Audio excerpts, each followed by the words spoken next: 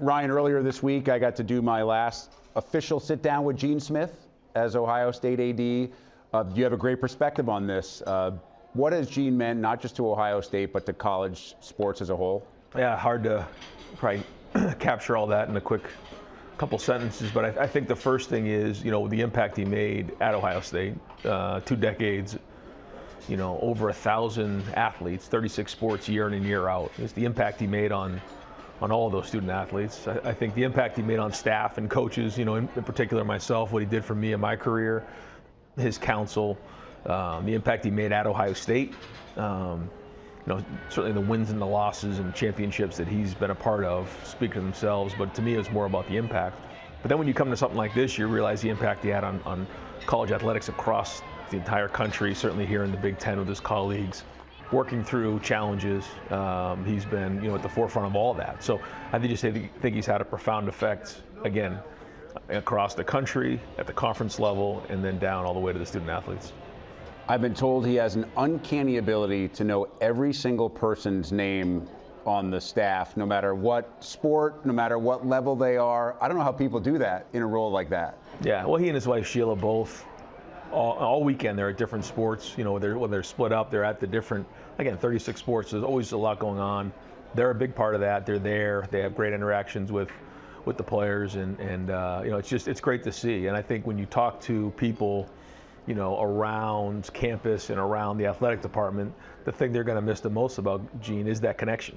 He just has that connection. It starts in recruiting and then ends all the way, and it continues actually when they're done graduating. I mean, he's got a lot of great relationships with graduates. And so what have your conversations been like with Ross Bork, the man who will succeed Gene? I think, Ross and Gene have worked great here. There's been a great overlap. I think the plan was well thought out and it's being executed well. I think Ross is really getting an idea of the landscape of Ohio State, unique in so many different ways. And so I think they've been able to work together. And now as we look forward, to June and into the summer, Ross really can hit the ground running. Had great early interactions with him. I think he's really got an opportunity to see what it's like at Ohio State, how we operate. He brings a lot of great things to the table, a lot of great experiences. Been impressed with his work ethic, with his ability to connect with people, his overall knowledge for what's going on across the college landscape. We know there's a lot of big challenges coming, but he's off to a great start and looking forward to working with him. Ryan, you've always been open and honest about the 3 goals that your program has at the beginning of every year, and you've been even more upfront and honest about the fact that you've come up short in reaching those goals the last 3 years. How does that manifest itself in off-season preparation, strategy changes, things that you try to alter? Well, listen, we know the standard at Ohio State is always at the highest, and so, we don't shy away from that. We embrace that year in and year out.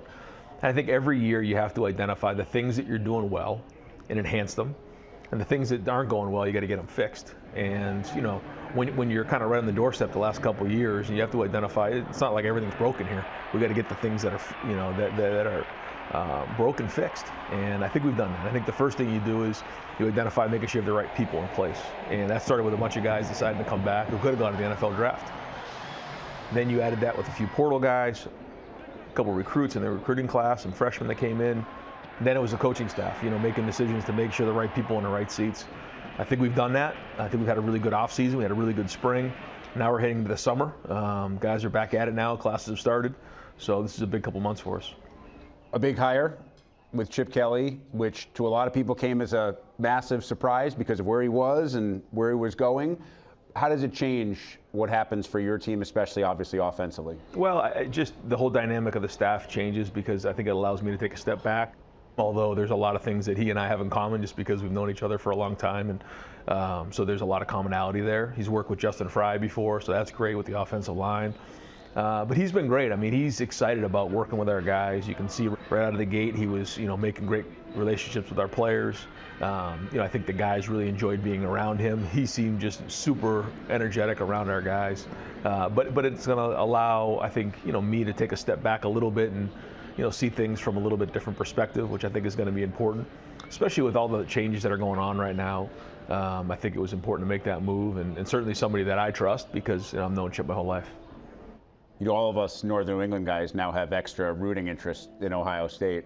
How does the addition of these schools, one of the changes, there's a lot right now, affect the way that your program operates, a program that has always operated on a national scale even before this move? You know, there's certain things that have been the way they are, and they're going to continue to, you know, not change. In terms of, we talk about Ohio State, people come because of the opportunity at Ohio State. That's been going on for over a century. The city of Columbus has got a great vibe to it. It's booming right now. It's an exciting place to be. Our program and the culture going into year 6 here, you know, in terms of, you know, since I've been the head coach, there's a little momentum going with that in terms of the guys in the program. You just see the guys that decided to come back. I think that was important. But also adapting with the times and really tying in the community. But I told the story before, 100 years ago, you know, there was a crazy idea to build a 65,000 seat stadium called the Horseshoe. And they used the money not from the state of Ohio or not from, you know, the school itself, but from the community to raise over $1 million to build the stadium. And 100 years later, you know, we're not in that much of a different situation. People think college football is going all kinds of different directions. The cool thing is I don't think our sport has ever been in a better place in terms of the coaching, the players, the competitiveness, our guys. We just finished, you know, our team GPA was 3.275, you know, so there's a lot of really good things going on amongst the chaos that's going on across the world. A little different, $1 million to build the shoe. Penn State, I think it was $700 million, the renovation that they did. Just a little, I mean, just times have changed. Just times have changed a little bit. Yeah. And with the NIL, there's litigation going on right now. Obviously, the transfer portal is probably not done evolving either. You talked about the fact that maybe this allows you, with the hiring of Chip, to step back a little and take what I know you've described in the past as a CEO role. How much more helpful does that become, especially in this space of chaos, I think is the word that you described? Yeah, I think it's the leader's job to look on the horizon and try to identify what's coming. You know, your soldiers are you know, right in the front lines of everything. So whether it's the players, the staff, you know, they're doing the day-to-day job. And as a leader, you got to really be out there and you got to be looking at the horizon to figure out what's coming next. If you're in those individual battles, you don't see the horizon. So that's kind of the way that I perceive it, trying to look ahead to see what's best for Ohio State.